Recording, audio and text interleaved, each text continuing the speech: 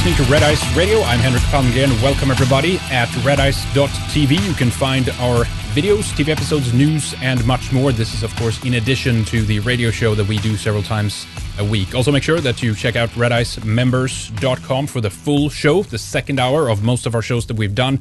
And we also have other exclusive materials, such as the live TV show that we are doing on the weekends. Our guest is Jason Reza Jorjani. He's one of the co-founders of altright.com, and he's a member of its board of directors. He's an Iranian American and native New Yorker of Persian and Northern European descent. After receiving his BA and MA from the New York University, he completed his doctorate in philosophy at the State University of New York at Stony Brook. Jason currently teaches courses on science, technology, and society, and the history of Iran as a full-time faculty member of the New Jersey Institute of Technology. He is a professional member of the Society for Scientific Exploration and works also with the Iranian Renaissance, an organization dedicated to bringing about a cultural revolution in Greater Iran on the basis of the pre-Islamic Persian heritage. And that is, of course, what we're going to talk more about today. We have a lot of topics lined up, so I suspect it is going to be a long show. I also want to mention, though, before we bring Jason on, his first book, Prometheus and Atlas, was published by Arctos in 2016, and later in October of last year, 2016, he became the editor-in-chief of Arctos. So with that, let me welcome back on the show. Jason, thank you so much for coming on with us. It's good to have you back again. It's a pleasure to be with you again, Henrik. It's been far too long. Yeah, it has been. We've been talking back and forth, I don't know how long now, Jason, about actually getting you on and talking a bit about the Aryan Imperium and the Iranian Renaissance, and it's come up a couple of times. I think it came up at your talk at MPI. It also came up when we did that first podcast for altright.com. And a lot of people, there's both been misunderstandings. There's also been maybe just exaggerations, or what it means, or what is this going to mean for like the future of Europe if you had your vision come through, and all those kinds of things. So I would like to obviously give you an opportunity here today to explain a bit more about this, and maybe explain to people within the alt-right who might be, I don't know, some concern or something about any of this. So I'm really looking forward to this. But in the most basic outline, explain to us what the Iranian Renaissance is, what this movement is that you're involved with, Jason. Well, the Iranian Renaissance movement is a grassroots, very organic, socio-political movement that arose in Iran after the failure of the Islamic reform movement of 1997 to about 2009. Your listeners might remember that in 2009, 2010, there was a massive uprising against the Islamic Republic in Iran that was brutally crushed. And after that incident, the youth of Iran, Iran is one of the youngest countries in the world, 70% under the age of 30.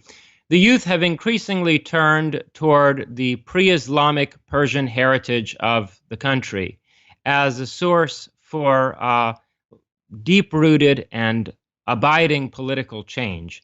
So the Iranian Renaissance is about a renaissance of pre-Islamic Persian culture and an excavation of the greatness of that culture from out of the so-called Islamic Golden Age and the quote-unquote glory of Islam, which is really an appropriation of the greatness of pre-Islamic Iranian civilization.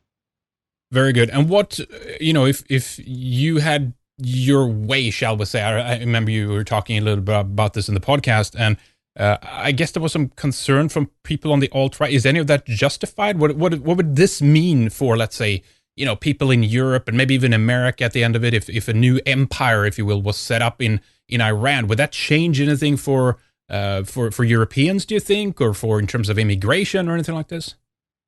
It would change a great deal in a positive sense. It would basically crush the greatest strategic enemy of the European people, namely Islam, because the Iranian Renaissance movement is a radically anti-Islamic movement.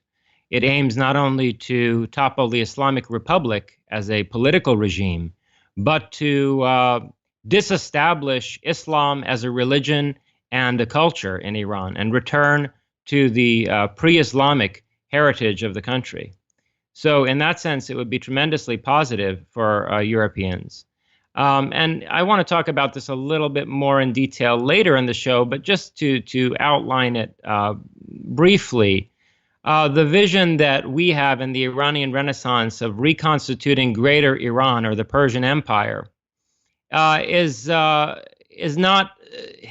anything that could induce further mass immigration into Europe. The idea that we would reconnect territories that have a Persian heritage stretching from northern India to the Caucasus does not mean that we intend to open some kind of migration corridor between India and Europe. Right. Not at all. Not at all. Right. The European Economic Community existed long before the abolishing of the borders between European countries in the structure of the European Union. So even if this Greater Iran were to enter into some kind of economic agreement with Europe and India, or some kind of strategic defense agreement on the model of NATO with Europe and India, this doesn't mean an open border policy at all. Right.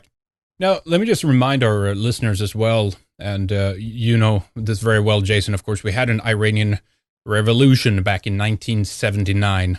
And interestingly enough, of course, this was the toppling of the Shah at the time, and it was also referred to as an Islamic revolution. In other words, Iran had been a secular power for some time. I don't even know how long at that stage.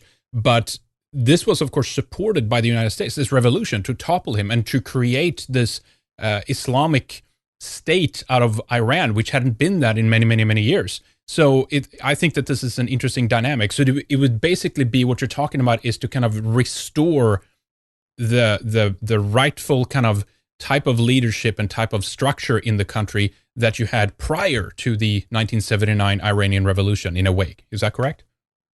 That's right. The Shah, the late Shah of Iran, Mohammad Reza Pahlavi, whose title, by the way, was Arya or Light of the Aryans, he was attempting to bring about an Iranian cultural renaissance from the top down. What we're seeing today is an Iranian renaissance from the bottom up, a grassroots movement. Although there is an organization by the name Iranian Renaissance that I'm involved with that intends to provide a functional structure for this movement and to coordinate its activities more effectively. In fact, the leader of the Iranian Renaissance movement, Shaheen Nejad, is going to be coming with me this weekend to the London Forum. We are both going to be giving speeches there. So people who are listening to this broadcast in the future should go and definitely have a listen of Shaheen Nejad's speech because he's going to be outlining not only the vision of the Iranian Renaissance, but his ideas about the way in which the future Iran can be an ally of European nationalists. Yeah, I do find that very interesting because we do have a big problem, of course, with Islam and their desire to conquer Europe through immigration, through birth, and all these kinds of things. And if we had such a large country as Iran on our side helping us to kind of remedy the situation, we would be far better off, of course, than without it. But without going into too much in detail in that now, we'll get to some of those points later. Tell us about the meaning of Iran, first of all. Well, Iran actually doesn't make any sense as a name of a country because when you say Iran, all you're saying is Aryan. The name of the country is actually Iran Shahr. Iran is just the shorthand, sort of truncated reference to it. Iran Shahr is a Middle Persian or Pahlavi linguistic form of Aryana Khashatra in ancient Persian.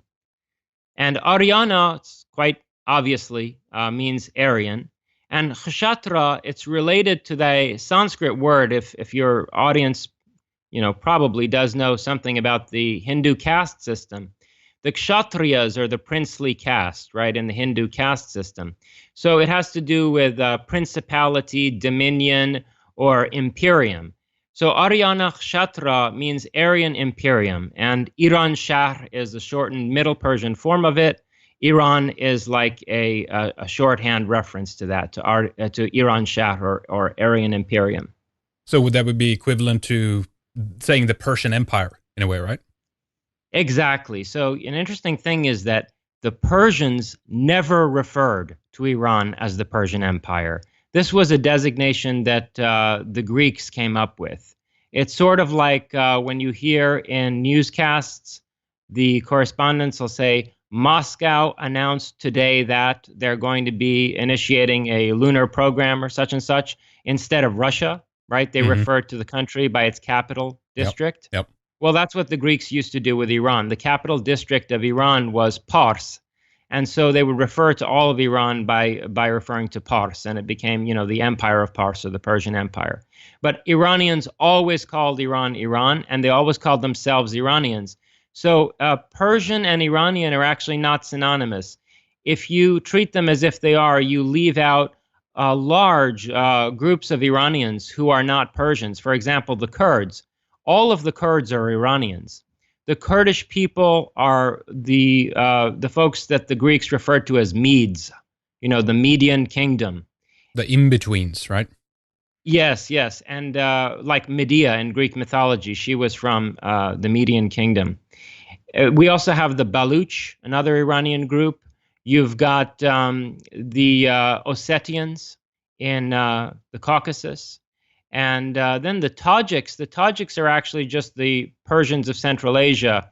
Taj means crown. And so this was a way of referring to the fact that they spoke the courtly language, which the Tajiks call Dari, short for Darbari, or courtly, the language of the Persian court. But you have all these non-Persian Iranian people. So all Persians are Iranians, but not all Iranians are Persians, even though the Persians have been the culturally dominant group of Iranians for the past 2,500 years. Yeah, and for those who want to know more about that, by the way, we went through some of this when we did our Rumi video interview together, Jason, and kind of detailed that, of course, Iran, in much in a similar ways, suffered from a kind of an invasion, much that we were seeing in Europe right now. The demographics have been changed of the country. There's been Islamification, of course, and outpouring in from other people, more from the south and such. So we're kind of talking about a root Aryan people here, to a certain extent, that has, of course, a lot of in the past related to Europeans, and that's what we call, of course, the Indo-Europeans or the Aryans. But tell us a bit more about the misleading depictions of the ancient persons, how we get them in popular culture. Well, yeah, that's a good thing to go into. But as you were starting to explain, the Iranians are an Indo-European people. And let me just back up for a minute to clarify what exactly that means in relation to this term Aryan. There's been a lot of confusion and controversy about this, really since the Second World War, but especially in recent years, even in the alt-right movement. After World War II, there was this move to refer to only the Indo-Iranian branch of the Indo-European family as Aryans. That really is not correct, because the Irish also called themselves Aryans. Just the way that Iran is a short form of Aryana in Persian, Erin is a short form of Aryan in Celtic. And in fact, Iran and Ireland have exactly the same name as countries. In Celtic, Ireland is called Erin, which is a cognate of Iran. So we don't know what the primordial Indo-Europeans called themselves, but the one term that we have in multiple Indo-European languages as a self-designator for these people is Arya or Aryan or Erin or Iran. And so it's a perfectly appropriate name to refer to the entire Indo-European community, especially because it's a beautiful name. It means finely wrought, well put together, well crafted, crafty, skillful, and by extension, noble. So I take Aryan to be a designation for the entire Indo-European family. Yeah, exactly. I mean, obviously there is a racial component here, but it also seems to involve traits, because if we look at these early people, these Caucasians, they seem to have been the civilization builders, right? I mean, if we look back in the ancient world, it's obvious that Iran or the Persian Empire, if we call it that, just for the sake of mapping it on the map, so to speak. That's where a lot of the root of civilization was coming out of, that part of the ancient world. So I can very well imagine that this is also a designation maybe that other people put on them. And as you said before, with the naming of the Persian Empire, so many times, Jason, we get both the enemies but also neighbors, defining and coming up with a name for a tribe or for a country or for a people. That's so common. Yes, and it's very important to point out, as you did, that Indo-Europeans are Caucasians and vice versa. There are these bizarre theories these days in India that are inspired by anti-colonialist resentment, where somehow the Aryans came from the Indus River Valley and, I don't know what they looked like Indian people today do, and then somehow there was a genetic mutation and they migrated toward Europe and all this kind of nonsense. No, this has been very clearly analyzed. And the predominant theories have the Indo-European community either originating in the Caucasus or in Ukraine or some area in between the two. At one point, the other side of the Caspian Sea was also a hypothesis that some scholars ventured. But, that's actually not very far from the Caucasus. If you look on a map, that part of Central Asia is just across the Caspian Sea from the Caucasus. At any rate. But let me just interject quickly. Have you ever heard of Arata or Arata? As a civilization? Sure. Yeah, but there was somewhere in the Ukraine, which is a very, very ancient, people that lived there. And it's very possible, of course, that these dispersed out into the different locations and eventually became, what we call the Iranians today. But anyway, that's beside the point. No, it's not an aside at all. In fact, because you see the Ar root in Arata, right? The Ar root is exactly what's in Arya, and it's also in Aristos in Greek, the root of the word aristocrat, and also arete, the word for virtue in classical Greek. And in classical Greek, virtue didn't mean like goody two shoes. It meant having your stuff together, like having your life in order and living a well-crafted life. Again, going back to that idea of the well put together, the finely wrought and noble. So yeah, Arata, Arya, Arete, and Aristos, these are all related concepts. But at any rate, these folks were Caucasians. They were white people. They came from somewhere between Ukraine and the Caucasus. And it's important to remember that for most of history, until the mid-1800s, which is yesterday in terms of the history of Iran, right? In terms of the 3,000-year history of Iran, the 1850s is yesterday. Until the Tsarist Russian conquest of the Caucasus in the mid-1800s, all of the Caucasus was inside Iran. The Caucasus is northwestern Iran and has been for the past 3,000 years. So the point of origin, and then the other interesting thing is that Ukraine is also Iranian. See, in the map of the Iranian world, there are two major spheres. There's the territory that was part of the various Persian empires. There were about maybe five different Persian empires. And then there's a vast stretch of territory above the Persian empires that was inhabited by these people called the Scythians. The Scythians were northern Iranian barbarians. They were like the Vikings of the Iranian world. They were very free-spirited. They never wanted to submit themselves to a central governmental authority. And yet they were ethnically Iranian, culturally Iranian, and there were several Scythian invasions of the heartland of Iran, where after periods of decline, the Scythians were responsible for revitalizing the Persian Empire. They would come down, they would adopt the Persian language, and they would, as it were, inject fresh blood into the civilization. And these are the periods when you saw renaissances in the ancient Persian culture. So the Scythians are an Iranian people, and the Scythian homeland is Ukraine. The basis of the Ukrainian nation are the Scythians. So either way you look at it, whether the Indo-Europeans are from the Caucasus or whether they're from Ukraine or somewhere in between, the whole Indo-European community comes from out of the greater Iran region. Yeah, exactly. Northern, north of the Black Sea. I find this period extremely interesting. I've always been interested in I thought it was the Scythians, but it might be Scythians. I don't know how you pronounce that, but I've looked at their art and things like this. I've looked at some older depictions that they had of some of their, costumes and weaponry and how they looked and things like this. And there's just so many tremendous similarities to You can see that mutations have occurred later when these people become probably up in the Celtic regions, later in the northern world, in Scandinavia and things like this. And there's so many cultural similarities, Jason. I just find this period so very interesting.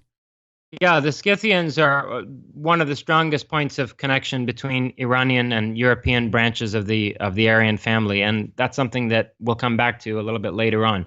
But you were asking me about misleading depictions of the Persians with respect to this whole racial question.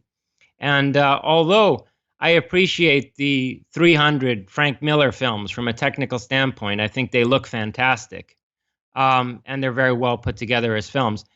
But their depiction of the Persians is perverse and grotesquely inaccurate. Basically, what they've done is they have recast the contemporary conflict between Europe and the Arab Muslim world in terms of this ancient conflict between the Greeks and the Persians.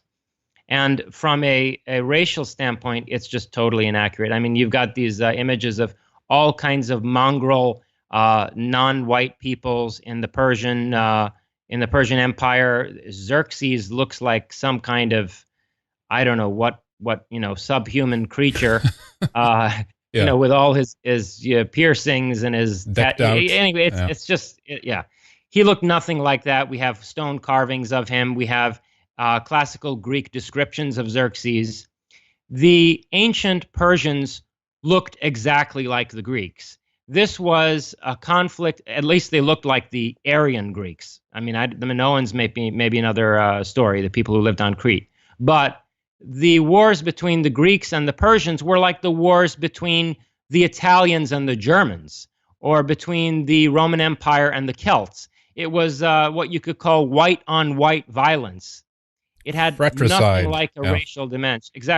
Fratricide, yes. It had nothing like a racial dimension to it.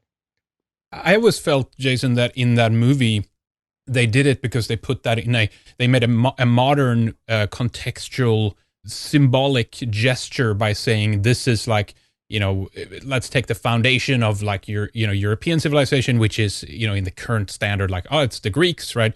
And then they took this battle and they transposed like the Islamic threat that now is happening to Europe, and transpose that over the Persian Empire. Do you see what I'm saying? It's almost like it's not meant to be historically accurate. It was kind of almost meant more to say, let's take an old battle and let's say that this is stuff that's been happening in the past. Yes, that's exactly what they did, but it's extremely dangerous, and it's actually very undermining because, I mean, that's not the origin of our civilization. If you really think about it, at least what the alt-right represents in terms of the heritage of Western civilization is more closely aligned with the fundamental principles of the Persian Empire than it was with the ideals of Athens. And the Spartans actually came very close to allying with the Persians against the Athenians because of the convergence of Spartan and Persian values. So one of the most interesting things about the ancient history of Iran, with respect to Europe, is this profound transformation that took place in Greek culture during and after the Persian colonization. A lot of the things that we see as characteristic of Western civilization are entirely lacking in Greece before the Persian invasion. If you look at the Iliad, for example, I mean, you have a group of people who are startlingly lacking in any sense of individual conscience, autonomous decision-making. They believe their lives are governed by fate. They treat prisoners of war horrendously. There's no trace of higher intellectual culture or contemplation of the nature of the cosmos.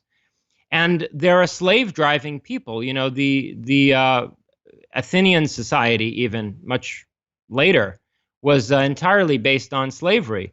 So that you would depict the Persians as basically imperial slavers and Greece as the bastion of freedom is completely anachronistic.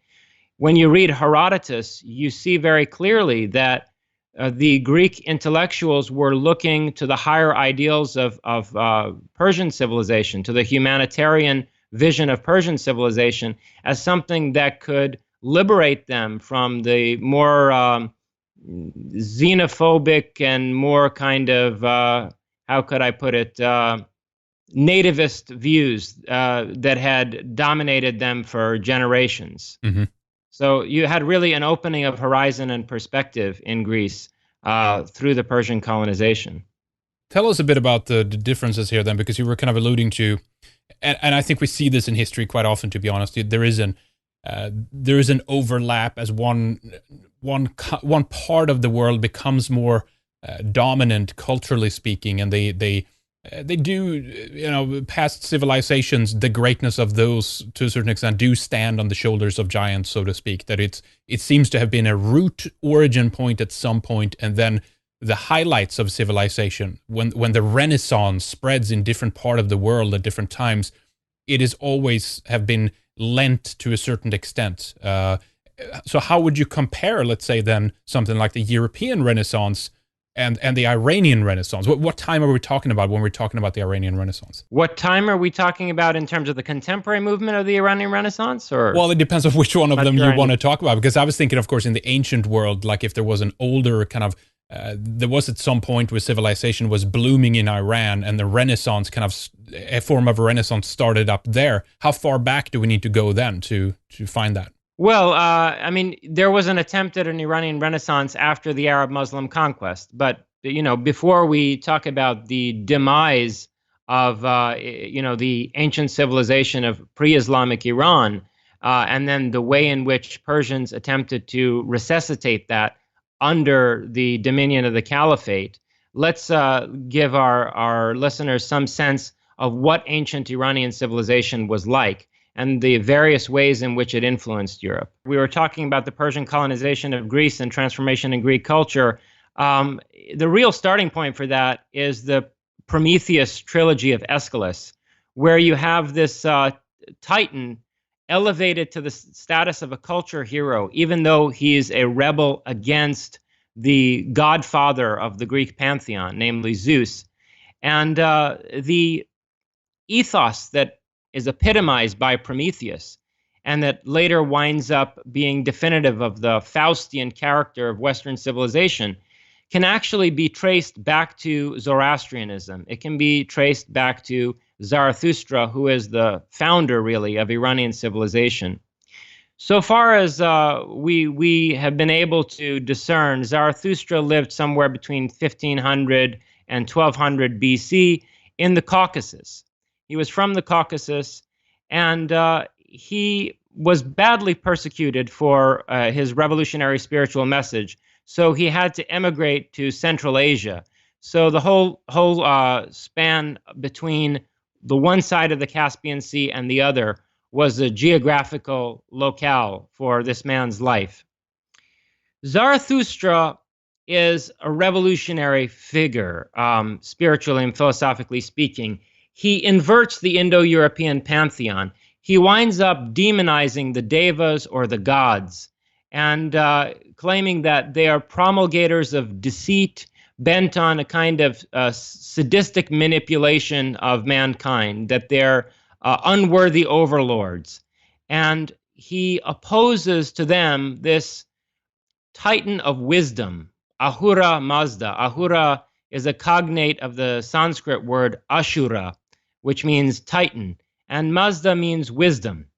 And the defining quality of Ahura Mazda is spenta menu, or the creative mentality, the progressive mentality, or the spirit of innovation. And he symbolizes this with fire. Zarathustra symbolizes this with fire, which of course is also key to the myth of Prometheus. I think this is the light of knowledge in the long, dark night, especially the cold winter nights of a place like the Caucasus. But it's also the fire of the forge, which is why it would be associated, with the innovative spirit, the spirit of, technical development and the improvement of living conditions through craftiness. And so the fundamental struggle in human existence is between this titan of wisdom and the predominating spirit of the devas, the deceptive gods, which Zarathustra characterizes as Angra Mainyu, the constricted or constraining spirit. It's later contracted in Persian to Ahriman. So it's a kind of dualistic view. And that's very important because since Ahura Mazda is not an omnipotent or an omniscient God, we really do have free will. And our conscientious discernment and free choice to be the champions of the advancement of wisdom and knowledge on the earth, that choice is essential to how history is going to turn out. We really do add to the world in a fundamental way. So there's a direction in history. We're going somewhere. The progressive mentality also is a goal-oriented teleological view of sort of creative evolution in the cosmos. But our decisions are key to how the successive epochs of history unfold and to how the story is eventually going to end.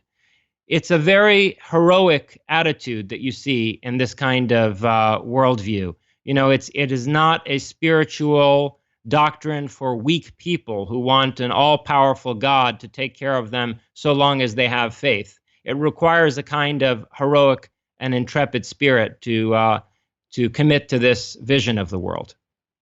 You know, the symbol of Ahura Mazda is a flying sun disk or the winged disk. And it's, of course, a very fiery theme, of course. It sometimes is depicted with sun rays behind him. It's a very kind of a proto-Christian as well, to a certain extent. And this very aspect that he demonized the old gods, if you will, to a certain extent, it's also indicative of almost a movement towards a kind of a monotheism. You mentioned, of course, the duality of that's very, I think good that they kept that. But I know to this day, Jason, that there's places in Iran that still keeps some of these fires alive, right? I think it's called the Attar. It's one of these divine fires or divine sparks or holy fire that still is burning. I think there's even a specific temple where they still keep this tradition alive today, and there's a man that lives in this temple, and all he does is tend to this fire. Do you know about this? Yeah, I've been there. It's in Yazd in Iran. Very nice. And, they're a very interesting one in the so-called Republic of Azerbaijan as well, where I think it's lit by gas coming out of the rocks. So these fires burn perpetually without even being tended. We'll come to this a little bit later, but, of course, this so-called Republic of Azerbaijan is a part of Iran that was colonized by the Russians in the 1800s. And Azerbaijan itself, it's a kind of Turkic corruption of Atar Paigah, or stronghold of the fire. So this is actually the region that Zarathustra is from. Zarathustra is from around Lake Urumie in Atar Paigah or Azerbaijan. Interesting. Yeah, I definitely have some points on some of the cultural references in Azerbaijan and how it relates to the north. But do you want to move on and talk about Cyrus a bit? I mean, if we're talking about kind of some of the sources of the Iranian Renaissance, you mentioned Zarathustra a little bit. Unless you want to say more about him, do you want to move along to Cyrus? Yeah, let me say a couple more things, just bouncing off of what you were talking about in terms of that symbol, the winged disc. That symbol is called the Farvahar, and it's an image of the perfected human soul, or rather of the human soul flying on the way toward perfection. Zarathustra is inside that winged disc, and he is holding the ring of the promise of spiritual completion in one hand, and his other hand is pointing forwards, onwards and forwards. So there's a kind of path to spiritual perfection that's outlined by Zarathustra. And very briefly, it involves 6 principles. And you could see these as 6 rays of the light of Spenta Manu, or the progressive mentality. The first of them is Asha, or Arta, which means cosmic order. And it's the idea that there's a rational order in the cosmos, the idea of natural law. And this is symbolized by fire. And the second one of these is Vohumana, or the best thinking. A contraction of Vohumana is Humana, And you know, this word humanitas that we have in the Latinate branch of the Indo-European languages really epitomizes what is meant by the older Avestan term vohumana. And that's that you only properly become a human being if you cultivate your mind. What differentiates us from animals is our intellectual faculty. And so to cultivate our reason so that we can grasp the rational order of the cosmos, so that we can discern Asha, that is what it means to have vohumana, or the best thinking. When the best thinking is reflected not just in an individual, but in a justly governed society, then you have what Zarathustra calls kshatriya virya, or the desirable dominion. And you'll notice this term kshatriya in kshatriya virya is the same as Aryana kshatriya, dominion or imperium. Right. And so this desirable dominion or choice-worthy kingship is basically a utopian conception of a just society. And it's a true aristocracy, not an oligarchy, not rule of the wealthy, but rule of the best people, which really would mean the wisest people. Then you've got the next three of them, which are very closely connected with each other. One is, oh, by the way, kshatriya virya is associated with metal. So if Asha is associated with fire, you can connect this with kshatriya virya in that the metal of a sword, say, is fired in a forge. The metal of the sword of the just ruler of the just society is forged rather in the fire of Asha, or a proper understanding of cosmic order. And the last three of these, horvatat, or wholeness, spandarmad, or serenity, and ameritat, or vitality, are all connected to each other, and they're relevant to Zarathustra's ecological vision.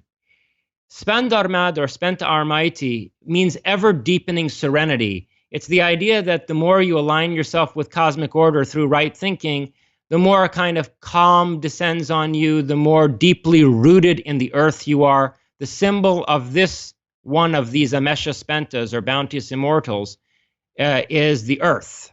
And it's this Amesha Spenta, this one of the bounteous immortals, these fundamental principles that are like archetypes, is always feminine. So it's a Mother Earth kind of archetype, Spenta Armaiti. And then you have Horvatat, which is symbolized by water, like holy water.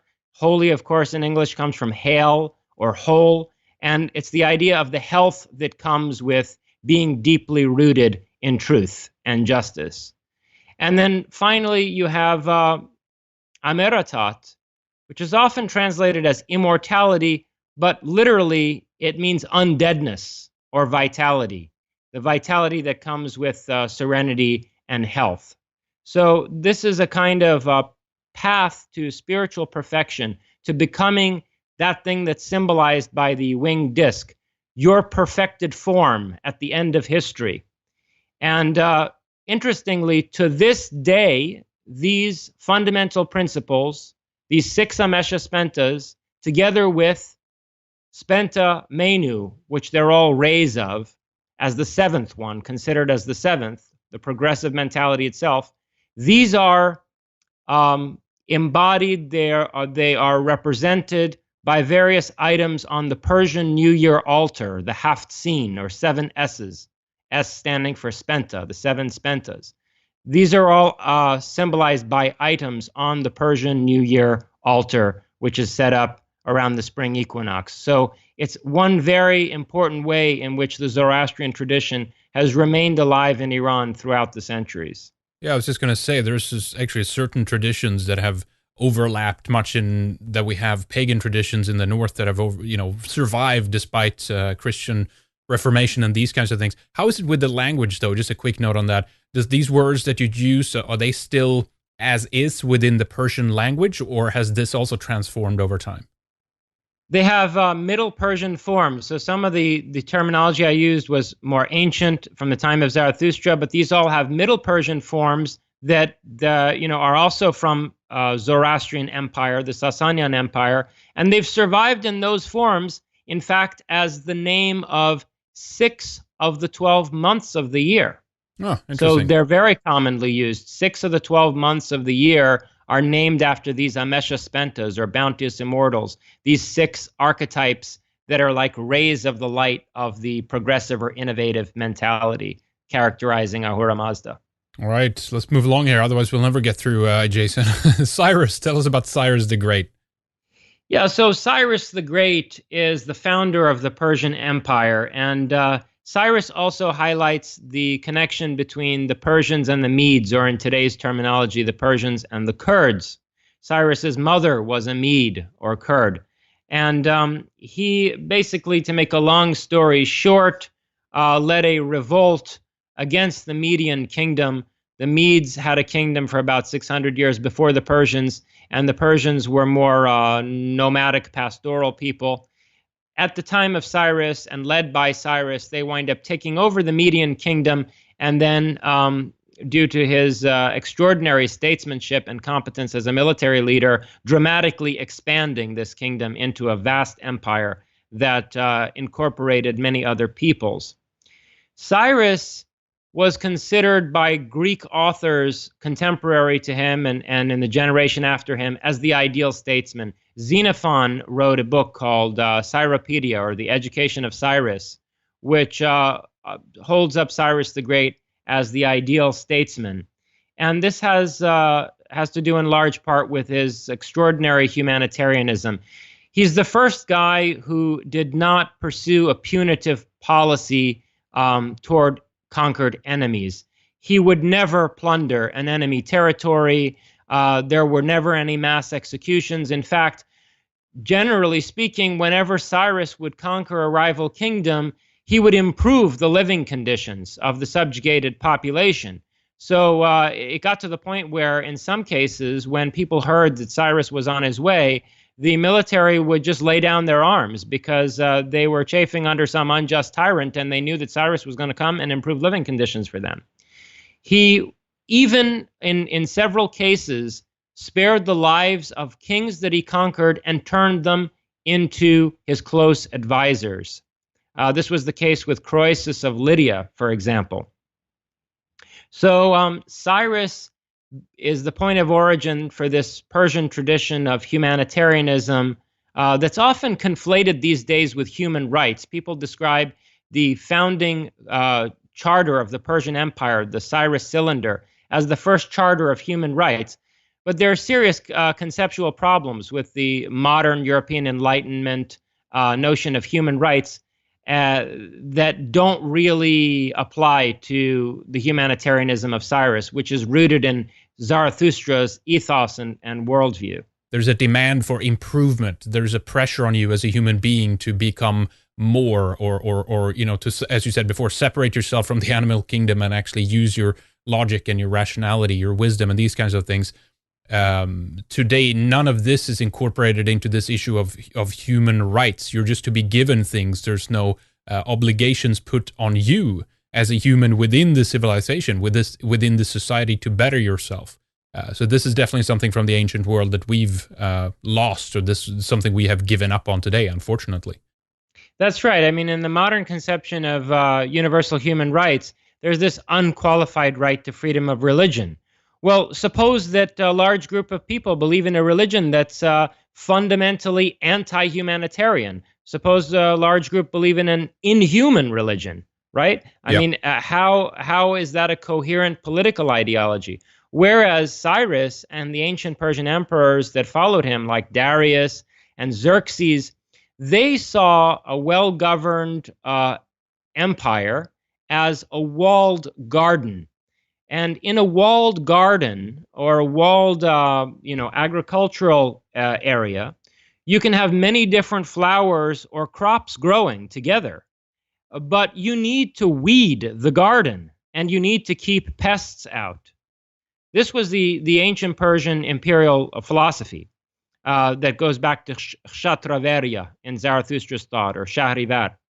So, if you can have many different ethnicities, people of many different religions living within the same imperial realm, but there are going to be people and doctrines that cannot coexist with others, and so you have to keep them out. Otherwise, you're going to be compromising the stability of the entire system. You're going to be introducing something that's going to basically destroy all of the crops that are growing within this garden. And this garden concept was referred to as paridaeza in ancient Persian, which is where we get the word paradise from in English. Very interesting. Right, so let's move then in terms of the sources, the inspirations of the Iranian Renaissance from the BC into the AD, if you will, and talk about Ferdowsi, if I'm pronouncing his name correctly. He lived around, 940 or so, turn of the first millennium. Tell us more about him. Yeah, so the third major influence on the Iranian Renaissance, the third major source for this Iranian cultural revolution that's taking place today after Zarathustra and Cyrus or the other Persian emperors, is Ferdowsi. Ferdowsi, or Pardisi, if we want to translate his name back to pure Persian, Ferdowsi was a poet of the 1000s in Khorasan, which in today's geography is an area that stretches between northeastern Iran, Afghanistan, and Tajikistan. He lived in northeastern Iran in a town called Tus, and where his tomb is today. And he embarked upon a 30-year project of putting together a Persian national epic using almost exclusively Persian vocabulary. This was after 200 years of Arab-Muslim colonization. And, the Arabs had imposed their language on the Persian people, which is why all of these so-called Muslim scientists of the Islamic Golden Age, who are actually Persians, were forced to write in Arabic. So you had a long period where Persian had been prohibited in terms of high intellectual discourse because all of the scientific texts were being commissioned by the caliphate, right? Interesting. So the language was dying, and Ferdowsi almost single-handedly saved the Persian language by composing this gigantic epic that consists of pre-Islamic lore and effectively the history of Iran prior to the Arab invasion, using a relatively pure Persian vocabulary. And then many poets after him emulated him, and it led to a renaissance of the Persian language and was the wellspring of this fantastic tradition of Persian poetry that lasted for hundreds of years. Right. So where do we go from here in terms of outlining what the Iranian Renaissance or the Aryan Imperium is about? So Ferdowsi's Shahnameh is interesting because it also connects the Persians and the Scythians, those northern barbarians that I was talking about earlier, who always lived outside the scope of the Persian Empire, but who occasionally came down and revitalized it. The Achaemenid dynasty, the ancient Persian emperors from the time of classical Greece, are conspicuously missing in the Shahnameh, in the Persian national epic. And it's believed that this is because the Shahnameh is really the epic literature of the Scythian people. So there are two major divisions of this monumental text. One of them is referred to as historical because we can clearly correlate the figures there with names and dates of kings that are in the historical record. That begins with the Parthians. The Parthians, then the Sasanian dynasty. These are very clearly historical figures in the Shahnameh. But what takes place in the Shahnameh before the rise of the Parthian dynasty is hard to map onto any history that we have. And that's because it's the history of the Scythian kings and the Scythian culture. So what happened in Iran after the Greek colonization that was spearheaded by Alexander is that the Scythians came down from these northern territories toward Ukraine, and they established a new Persian dynasty that revitalized Persian culture after this period of Greek colonization. So the reason that the Shahnameh is closely correlated with history, only beginning with the Parthians, is that it's the moment when the Scythians come and make Persian history their own. And so although the Scythians were displaced by Turkic and other Asiatic people in the vast territories of Central Asia that were their homeland, the Scythian mentality has survived into contemporary Iran through the poem that Ferdowsi composed. And if you look at the stories about kings and heroes, you find a lot of commonality between the mentality of this Persian epic literature and the chivalric ethos of medieval Europe, the attitude that the Germanic tribes and the Vikings had. This is not an accident, because a branch of the Scythians, known as the Sarmatians, wound up emigrating from Ukraine, from their cradle, all the way across Europe, together with the Goths. The Sarmatian branch of the Scythians, who called themselves Alans, migrated across Europe. They rode across Europe together with the Goth horsemen, and they established a joint kingdom in Spain that they called Gothalania, which later wound up being called Catalonia. And another branch of these Scythians were taken prisoner by the Romans and wound up in northern France and in the British Isles. And they have been identified by some scholars as the point of origin for the Arthurian mythos, because many of the key symbols, like the Grail and the sword and the stone, appear much earlier in Scythian culture. So the Scythians, are an interesting connection between the Europeans and the Iranians, and their mentality left its imprint on Iranian culture through the Shahnameh, through the Persian national epic.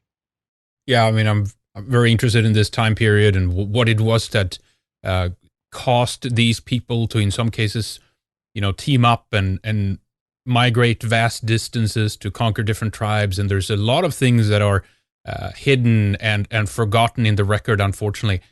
And speaking to that for a moment, how are things in the Iranian record when the Islamic incursion occurred? Was there, as far as you know, a lot of material that was lost, things maybe that were written down? I was thinking about, some of the traditions that you're mentioning now.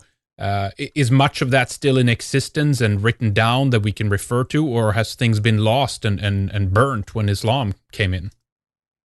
Unfortunately, a great deal was lost and burned when the Muslims came in. They went around torching libraries.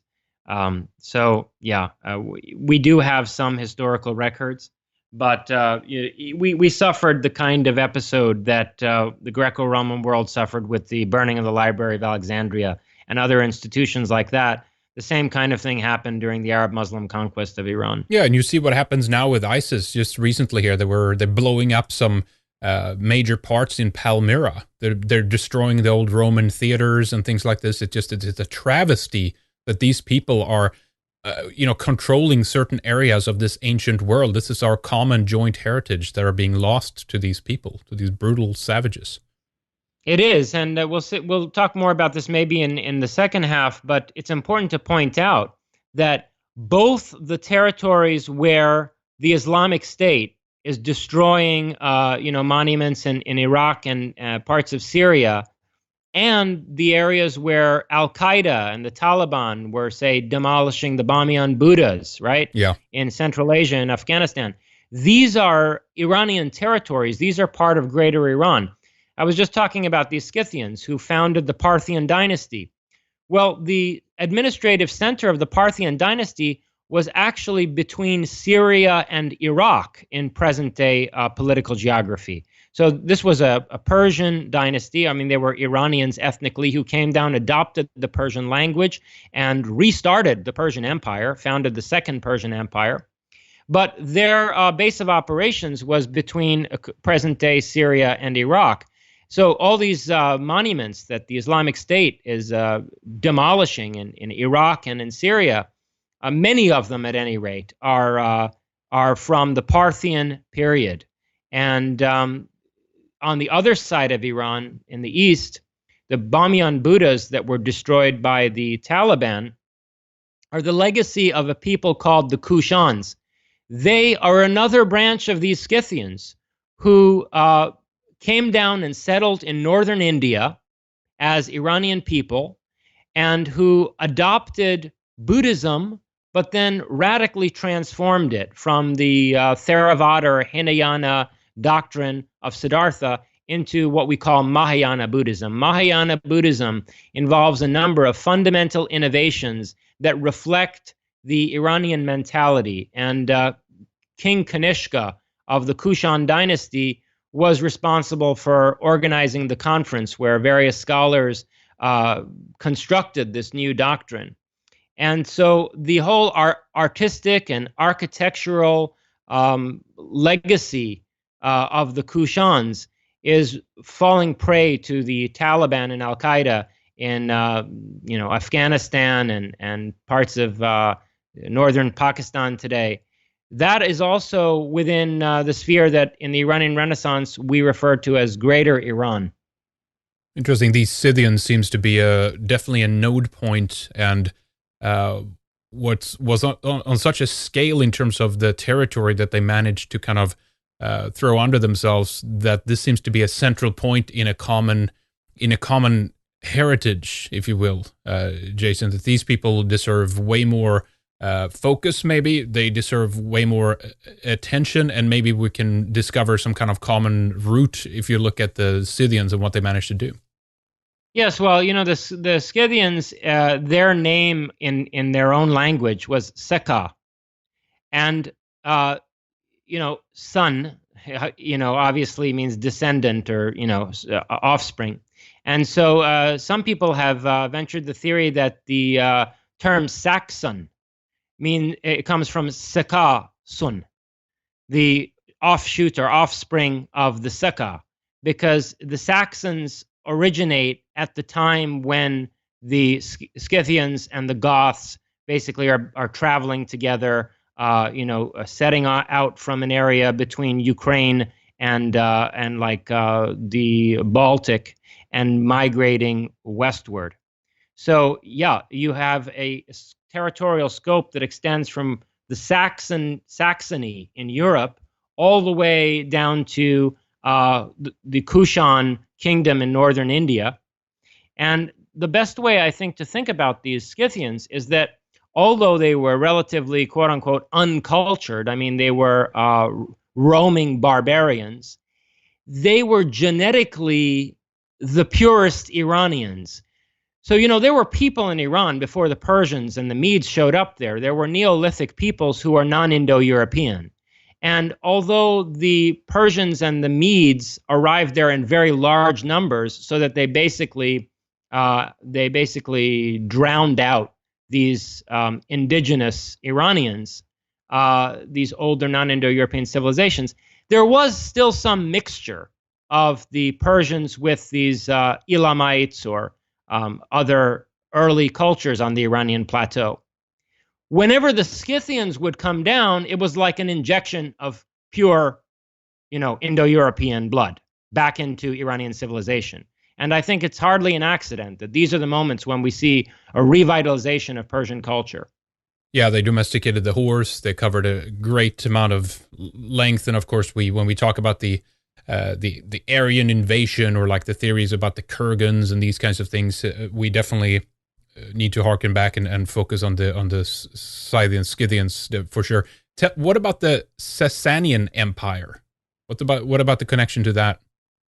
So the Sasanian Empire, actually the Sasanians used to use these Scythians as their greatest horsemen. They were like the elite troops, the special forces of the Sasanian Empire. Whenever the Sasanians were in a particularly bad bind in a battle with the Byzantines or in India or whatever, they would draw from the Caucasus and bring down some of these Scythian, cavalry, these Scythian archers, to basically demolish their enemy. The Sasanians were the high point of pre-Islamic Persian culture. They are the Persian Empire that was conquered by the Arab Muslims in the 650s AD.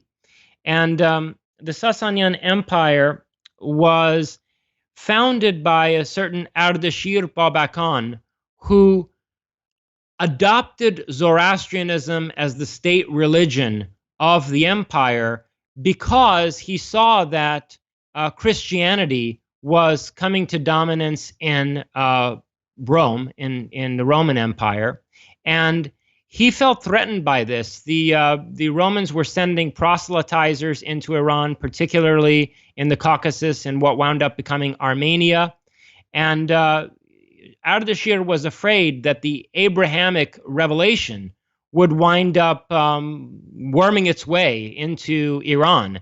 And so, whereas the Parthians, this Parthian dynasty that the Scythians established, had no official religion, and they were de facto Mithraists, they adhered to a kind of very syncretistic, very open, pagan religion that you could loosely describe as Mithraism, but that had a lot of Greco-Roman elements to it toward the west, and that in some way blended into Mahayana Buddhism in the east. Ardashir thought that Iran needed a more stable, more fortifying state religion to protect itself from the Abrahamic revelation. And so he reestablished Zoroastrianism or rather for the first time officially established Zoroastrianism as the state religion of Iran. And despite that fact, you had two very interesting heterodox movements take place in the Sasanian period. One was Manichaeism and the other was Mazdakism. And I think we should say something about Manichaeism because it also has deeply influenced European civilization. Mani was a religious teacher, a spiritual visionary from Babylon, from the capital district of the Sasanian Empire. At that time, it was referred to as Ctesiphon, but it's basically the old Babylon. And Mani reflected on the Old Testament, which by this time he was familiar with, and he came up with the conclusion that there's no way that this Christ figure could be an emissary of Jehovah, that there was too stark a contradiction between the gospel of love and transcendent spiritual perfection in the New Testament and the a kind of sadistic brutality and extremely litigious cast of mind that we see in the Old Testament. So he actually identified Jesus as a Saoshyant or savior figure in the Zoroastrian tradition. He thought that both Gautama Buddha and Jesus Christ were saviors following Zarathustra and in the line of Zarathustra, which of course, you could find some evidence for in the fact that the three magi, right, who visit Jesus at his birth are three Zoroastrian priests. Mm-hmm. Magi is a term for a Zoroastrian or Mithraic priest. So he came up with this very heterodox Gnostic form of Christianity that spread all the way into through the Caucasus, into Europe, first into Bulgaria, and became the Bogomil Gnostic heresy there, and then ultimately reached the south of France, where it gave birth to Catharism. The Cathars are probably a Manichaean sect.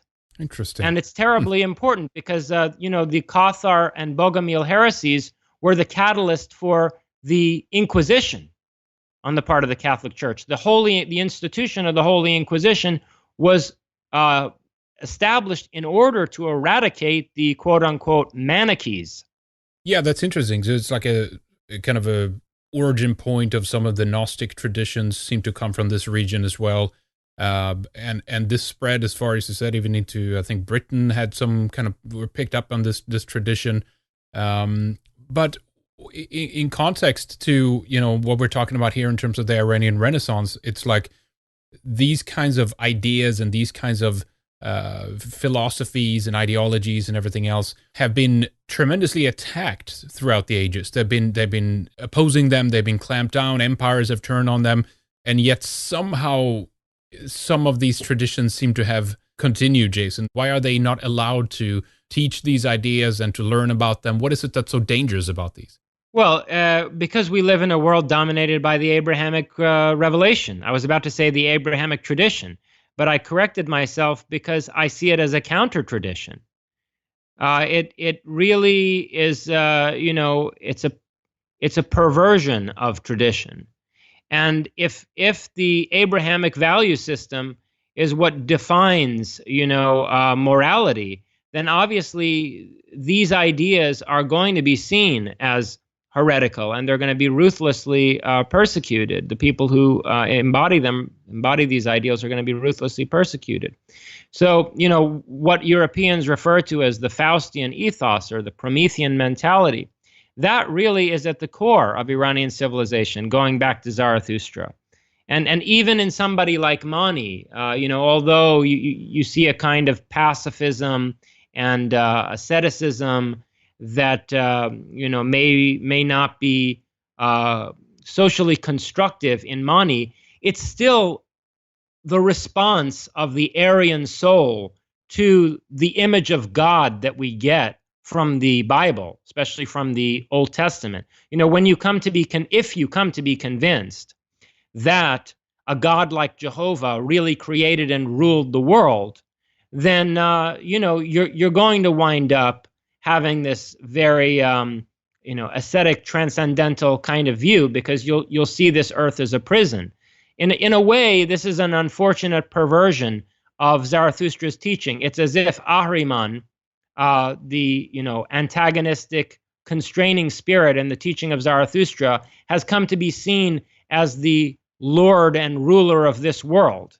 And Ahura Mazda really winds up not a moral antagonist of this demiurge, but a kind of metaphysical counter principle.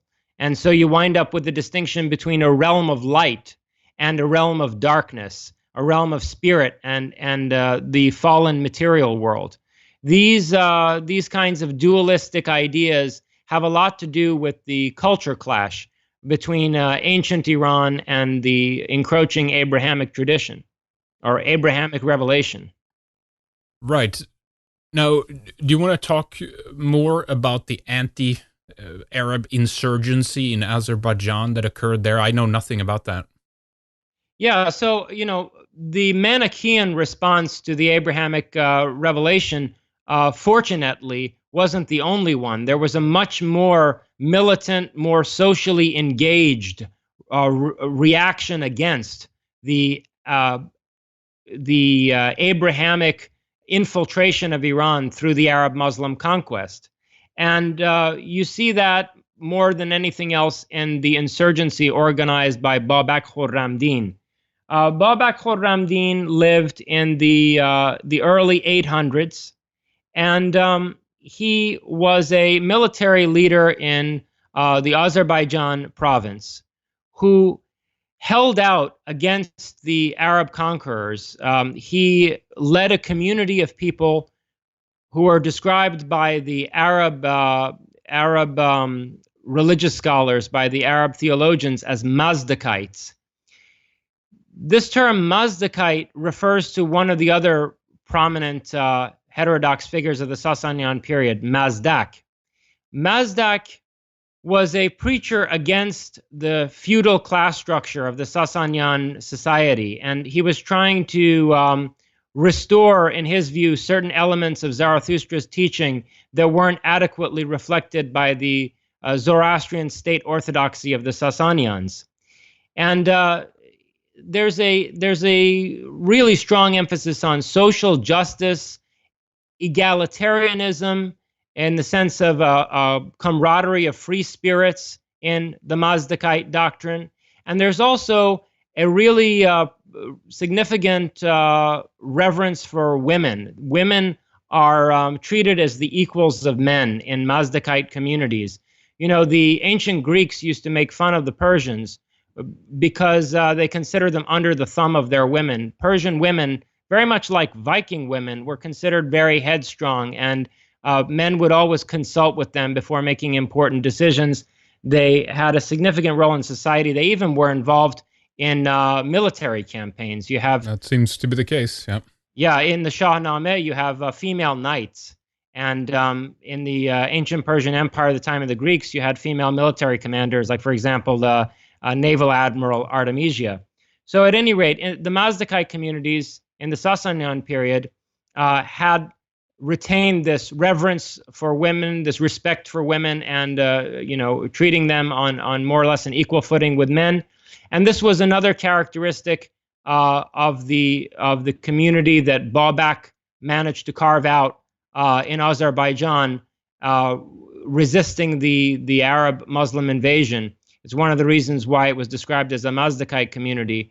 The women in that mountainous area of Azerbaijan were very resistant to being subjugated by Islam and living in accordance with Islamic doctrine.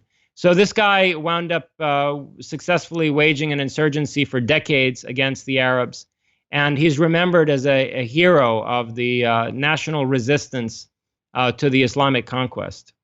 Yeah, interesting. I don't know that much about Azerbaijan. I know that there's some really interesting cultural spots there, like Gubustan, where they have these rock carvings, which is just like very, very similar to those that we get up in Scandinavia, probably from the early settlement periods. And there's other similarities there, where some people actually, were speculating that the term Azir is where we get the Norse word of Asir from, which is, of course, one of the major tribes or the group of gods in the Norse pantheon. But you said something earlier that the word Azerbaijan was kind of a perversion. It was a change that occurred at some point. Yeah, that's right. I doubt that etymological connection to the Norse tradition, because Azerbaijan is a Turkic linguistic corruption of either Atarpaygah or Azar Padegah, which means fire stronghold, the foothold or the stronghold of the fire, the eternal fire that's the symbol of Zoroastrianism. And because, of course, this is the place where Zarathustra comes from. And also, like I mentioned earlier, they have some natural gas wells that create fire in the mountains of Azerbaijan. Interesting. But it's interesting, that in terms of Babak, that this is not the only time when Persian culture was revitalized from out of the Caucasus. Much later on, after a gulf of 800 years of Arab, Turkic, and Mongol colonization, in the Safavid period, Iran returns as a distinct political entity. After the Arab Muslim conquest, you had various fiefdoms who tried to carve out some degree of autonomy from the Arabian Caliphate. And they were dealt a devastating blow when the Turks and the Mongols invaded Iran a couple hundred years after the Arabs in the 1000s and then the 1200s in the case of the Mongols. So Iran did not regain its autonomy, politically speaking, until the 1400s, when Shah Ismail, in the late 1400s, establishes the Safavid dynasty. And Shah Ismail is, again, from Azerbaijan. We have a European painting of him which shows that he is a Caucasian person with red hair, totally indistinguishable from a European. And I hardly think it's an accident that, again, it was a group of people from the Caucasus who, with an unbelievable military capability, wound up reunifying what had been Iran, and then adopting the Shahnameh essentially as their political charter, or as the defining text of the Sasanian dynasty. They commissioned many beautifully illustrated editions of the Shahnameh, which again is a compendium of pre-Islamic Persian history and culture. So the Caucasus is really important to Iranian history. In fact, there's this expression that the Caucasus is the head of Iran. The only place that you can find any remnant of the Scythian people after they were displaced by the Turks and the Mongols who invaded Central Asia is in the Caucasus, in Georgia. You have this population called the Ossetians. Well, the Ossetians refer to themselves as Irani. And, well, in other words, Irani. Even in Iran, sometimes there's a slang pronunciation of Irani as Iruni. And that's what the Ossetians called themselves. They are the last genetic remnant of the Scythian Iranians. Interesting. And of course, they have Ossetia is like in Russia, Georgia, parts of Turkey. It's a very interesting. Wasn't it the Ossetians that had a kind of a action against Russia at some point? It was they tried to separate, right? Wasn't that what they tried to do? Yes, in North Ossetia. Yeah. North Ossetia. And then South Ossetia is in Georgia. But see, those people are Iranians. They're the last remnant of the Scythian people. This is really a second attempt, right, at an Iranian Renaissance. The claim is, of course, that the first one was an Islamic golden age and whatever. Do you want to talk a bit more about that? Yeah. So the first 100 years of the Arab-Muslim conquest of Iran was characterized by raping, pillaging, and destruction of the kind that we're seeing replayed now with the Islamic State and Al-Qaeda. These militant groups today really are an adequate reflection of the mentality that the armies of Muhammad and his immediate successors had. They went around burning libraries to the ground, defacing and destroying monuments, and worst of all, carrying out murder and rape. They would take Persian noble women and sell them in markets as sex slaves. And, one of the reasons why they were highly valued is because they were white. I'm sure you've seen these Orientalist paintings where, you have Arabs and North Africans in a market looking at white women, right? Indeed. And these are the white women in those paintings, in those Orientalist paintings, they're the white women who were brought by like the Turks from Bulgaria to North Africa. But a much more significant genocidal campaign that involved the rape and enslavement of women took place in Iran, which, unlike Bulgaria, was a vast Aryan empire. And, many of the noble women whose husbands were slaughtered wound up being sold as sex slaves. So, yeah, it was a horrible first century of the Arabian Caliphate, consolidating its control over what had been the Persian Empire. And after this 100 years, the Arabs realized that they can't, run an empire in this fashion. Once their initial burst of expansion had exhausted itself and they got down to the business of actually governing, they realized that they would need to employ people who were technically competent. And so the Persians wound up forming almost the entire administrative and scientific technical elite of the Arabian Caliphate, beginning around the 900s AD.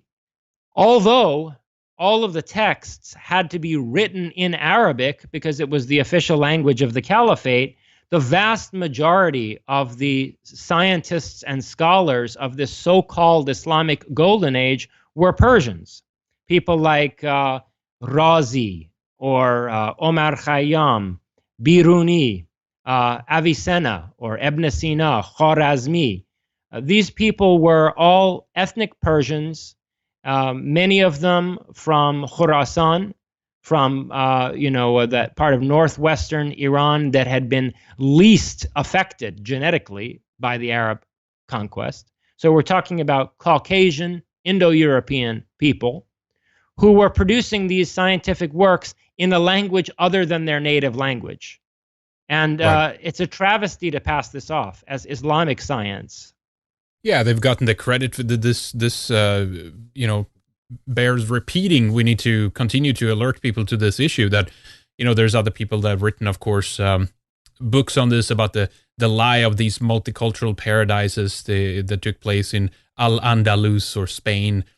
This is what current academic professors are teaching us, that it was like when Islam came in, it was a wonderful, thriving civilization. And again, I think much in the same way that you mentioned before, the Goths or the Visigoths had a very elaborate societal structure. There was the first people outside of the Roman Empire that had those kinds of city states at that time, etc. I think a lot were lent or robbed, I should say, when the Islamic forces were pushing into some of these European areas. And then the same should be said about what happened in Iran when these Islamic forces came in there, that they're attributed to having all this philosophy, and it was a golden age of discovery, and like things such as the concept of like the camera and other kind of scientific things, alcohol and all this kind of stuff, astronomy. This was, of course, the wisdom that was already existing in the ancient world before the Muslims, poured in there and basically took that for their own benefit. And then we in the West today get to hear how wonderfully culturally enriching it was to have Muslims come into your area, right? Yes, and again, I mean, you mentioned the Visigoths in Spain, right? Remember that Gothalonia was founded not just by Goths, but by those Scythians who call themselves Alan. Right, which the is where Alans. the word Alan, the name Alan comes from in all the European languages. So it was like a joint Iranian Germanic kingdom in Spain. Yeah.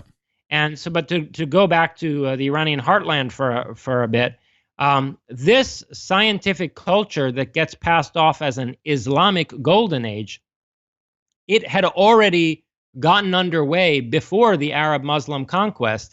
The catalyst for this was the closure of the last Platonic academies by the Byzantines who had converted to Christianity, right? So Justinian, around the 520s AD, shut down the last of the pagan academies, and the Platonic scholars from these schools fled to the capital of the Persian Empire. They were invited there by Khosrow Anushiravan, very celebrated Sasanian monarch who lived between 501 and 579. Khosrow Anushiravan had a court philosopher by the name of Bozorg Mehr. And Khosrow is particularly noteworthy for his support of science and learning.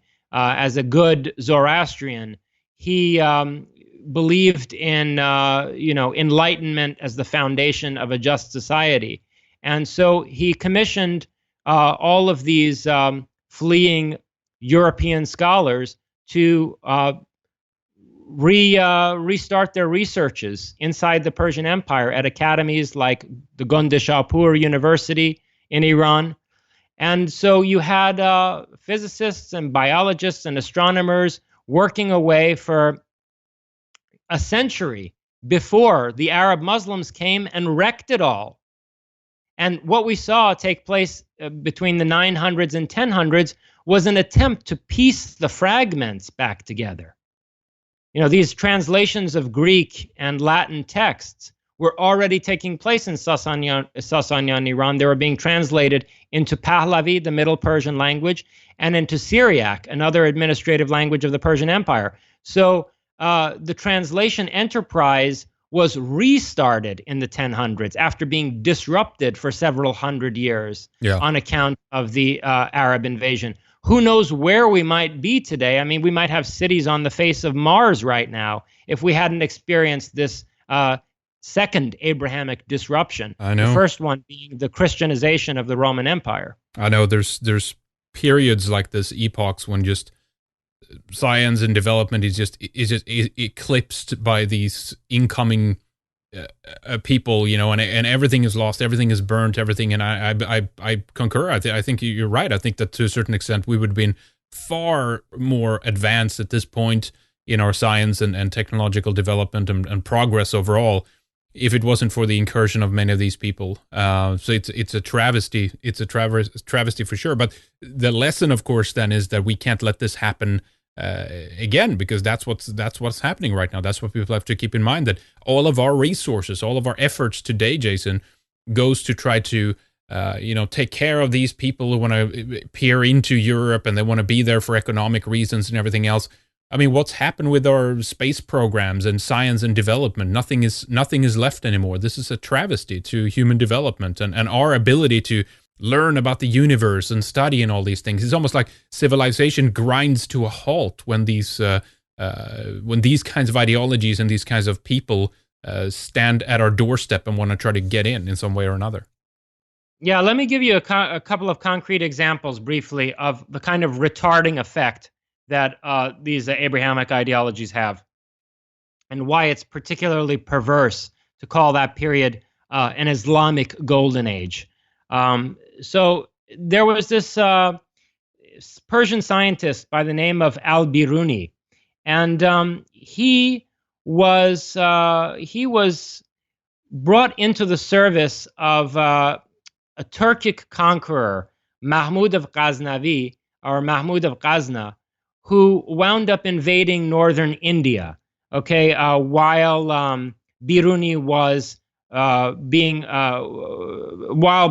he was Biruni's patron, and Biruni writes a number of extraordinary scientific works, but he also has this book called Tahlil Malil Hind, or Researches on India, and it's fascinating text because in this book, this nominally Islamic scholar really pores over details of ancient Hindu scriptures, like the Yoga Sutras of Patanjali, and he disabuses Muslim readers of a lot of the misconceptions that they have about Hindu philosophy, and he was well versed in classical Greek and can engage in detailed cross cultural studies of Sanskrit philosophical concepts and classical Greek philosophical concepts. So he's like an Indo-European polymath. But the tragedy here is that Mahmud of Ghazna, who is his patron, is the potentate most responsible for looting northern India and violently subjugating it to Islam, going around destroying Hindu temples and forcibly converting the population to Islam. This guy was a Turco-Mongol ruler, Mahmud of Ghazna. So you can only imagine who al-Biruni could have been if he had had some, decent human being as his royal patron, rather than Mahmud of Ghazna. He basically got away with doing some good research on India in the course of a genocidal Muslim campaign to turn northern India into this disaster that we know today as Pakistan. So that's right. That's one example. And then another example is Ibn Sina, or Avicenna, as he's known in the West. Avicenna wrote a number of philosophical works in the Aristotelian tradition. He made concrete contributions to the advancement of science and technology, especially in the field of medicine. His Qanun fil Teb, or Canon of Medicine, was standard reading in Europe even into the 1700s. But Avicenna admits at the very end of his life that his more fundamental philosophical views were all a deceptive, exoteric facade that he had to put up in order to avoid Muslim persecution. And he writes this one last book where he reveals his esoteric philosophy, and in the introduction he clearly states that his sources of inspiration were ancient Persian in origin. We have hardly anything left of this final book that he wrote. It was basically consigned to the flames by generations of Muslim theologians, and this is terrible because the guy basically admitted, look, I had to live my life as a fraud so as not to be martyred. There was a guy, Shahab al-Din Sohrawardi, a Persian mystic from about a generation or two after Avicenna, and he picks up the project that Avicenna initiates for restoring the pre-Islamic mystical tradition, the pre-Islamic esoteric philosophy of Iran, And Shahab al-Din Sohrawardi is actually martyred. He's executed as a heretic. So Avicenna, he was right in thinking that had he publicly said what he finally revealed in this deathbed confession, he probably would have been executed. And so my point is that it's really perverse to characterize this period as an Islamic golden age, because the paragons of this period, the great Persian geniuses who are the shining lights of this epoch, were constrained and crippled by Islam, if anything. Yeah. And had the Sasanian culture continued, we might have seen, the European Enlightenment take place in Iran around, 900 AD. What about Sufism then, right? That's the one thing we hear all the time. That's a kind of esoteric branch of Islam, and this much more, better, people within that and all that kind of stuff. What do you have to say about that? Well, you only really need to read the Quran seriously once to understand that Sufi ideas are fundamentally heterodox. They are absolutely heretical, and really would subject you to the death penalty.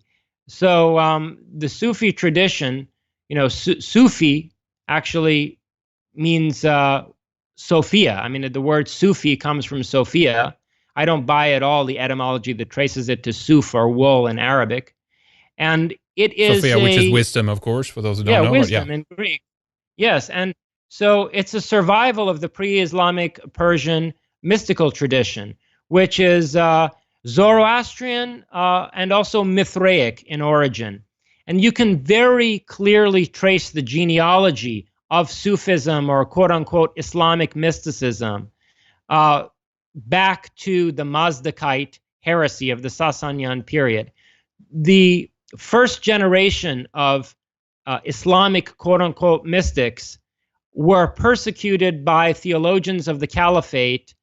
They were charged with being Mazdakites.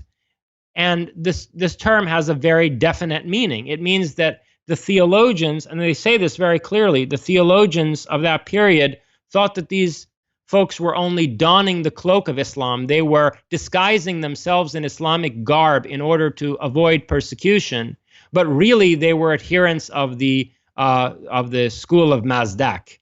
And so you had these communities, especially in the mountainous areas of northwestern Iran and in Khorasan, where people had no mosques.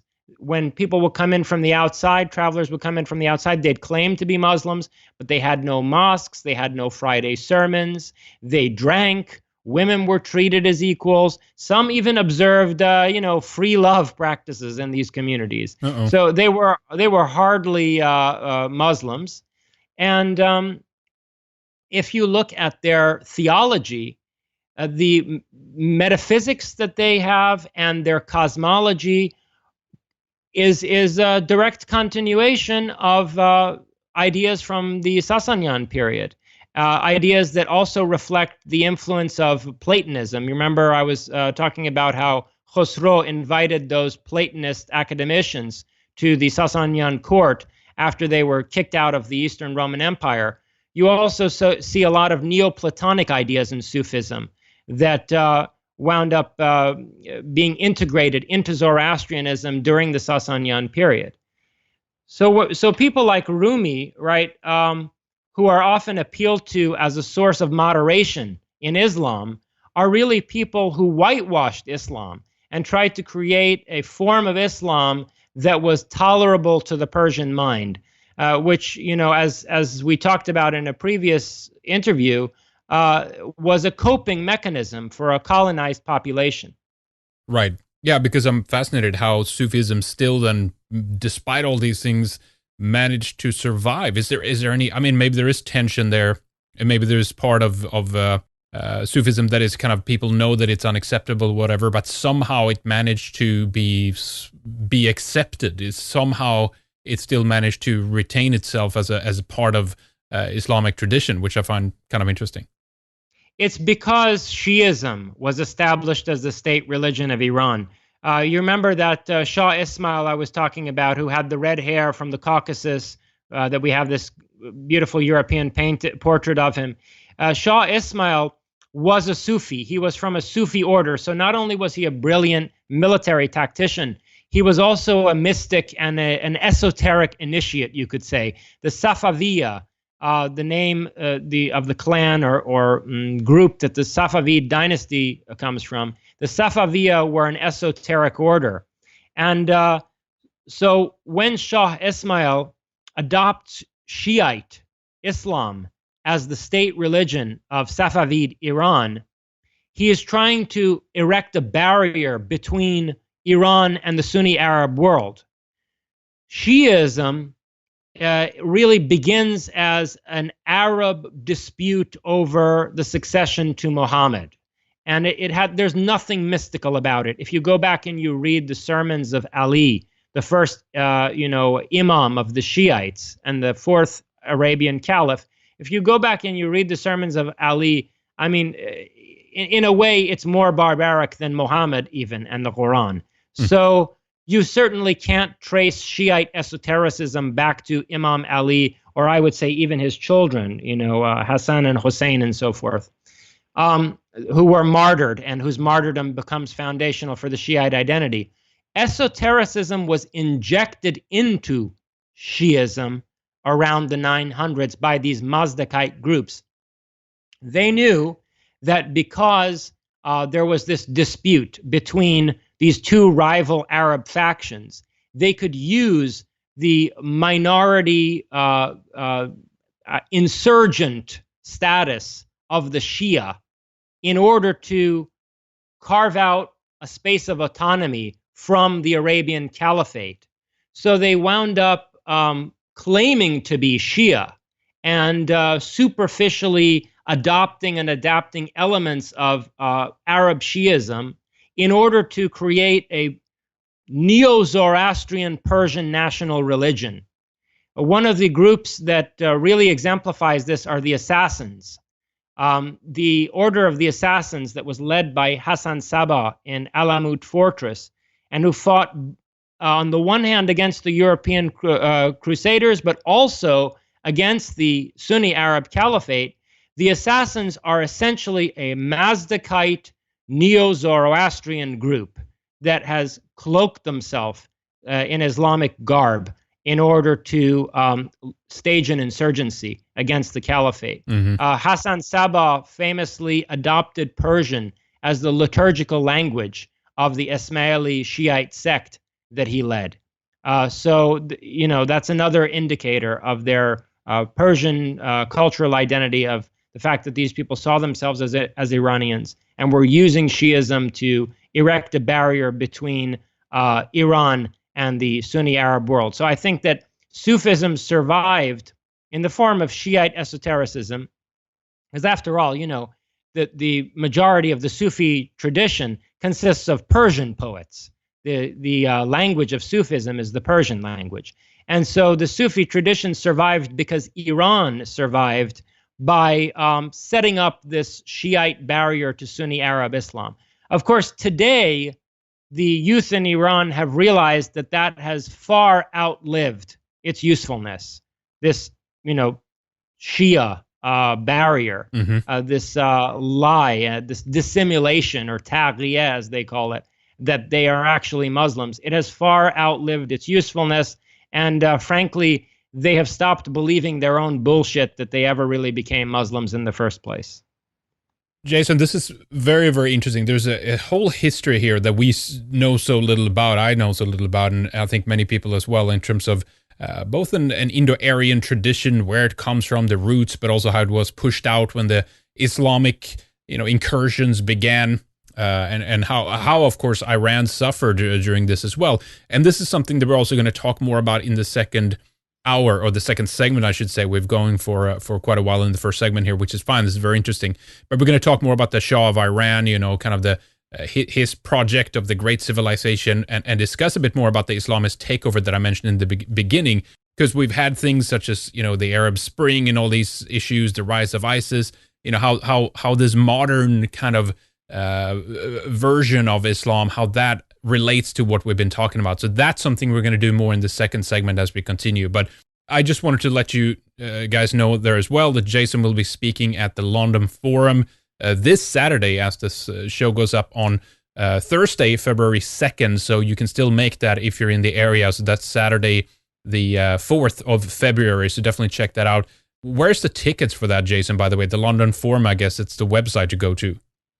Yeah, I believe so. And let's also remind listeners, Henrik, that there are going to be links on this page to all of the various articles that I've written about Iran and its influence on European culture. So if folks want to, go into a more detailed analysis of the various concepts and ideas that we're discussing, that would be the place to look.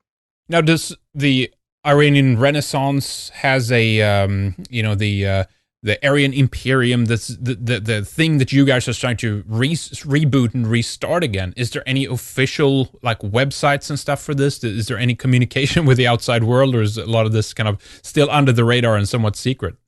No, we have a website. I mean, I'll go more into that in the second segment, but we do have a website.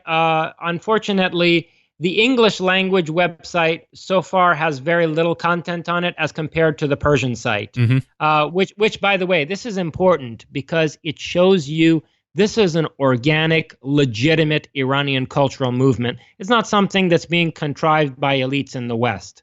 Many of the leaders in the Iranian Renaissance movement don't really speak English. And I see that actually as a good thing because it means it's a homegrown cultural revolution.